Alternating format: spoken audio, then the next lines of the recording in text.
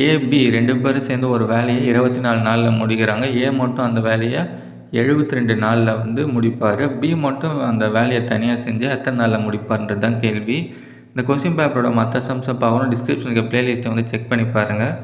First அவங்க குத்துக்குத்துனது ஏவும் பியும் சேர்ந்தால் 24 நாளில் முடிப்பாங்க.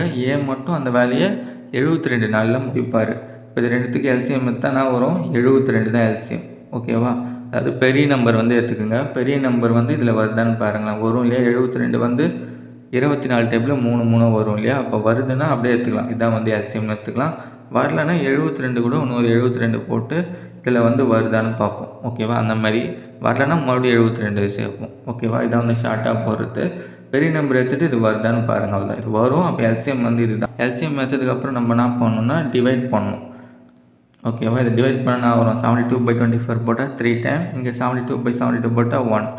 அப்போ ஏ ப்ளஸ் பி 2 பேர் சேர்ந்தால் ஒரு நாளைக்கு 3 பங்கு முடிப்பாங்க. ஏ வந்து ஒரு நாளைக்கு ஒரு பங்கு முடிப்பார். ஓகேவா?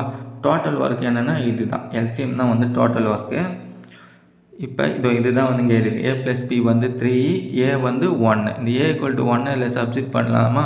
பண்ணால் பி வந்து கிடச்சிடும் நமக்கு. ஏ இடத்துல 1 போட்டால் இந்த பக்கம் அந்த மைனஸ் ஆகிடும்ல. B equal to 2. அதாவது பி வேலை செஞ்சால் ஒரு நாளைக்கு 2 பங்கு வேலை முடிப்பாருன்றது தான் அர்த்தம். மொத்தமாக எவ்வளோ பங்கு இருக்குது? 72 பங்கு இருக்குது. இந்த 72 வந்து 2 இருக்கு இல்லையா? 2 இந்த 2வால் அடிச்சிங்கன்னா கிடச்சிடும். ஒரு நாளைக்கு 2 பங்கு முடிப்பார். மொத்தமாக 72 பங்கு இருக்குது.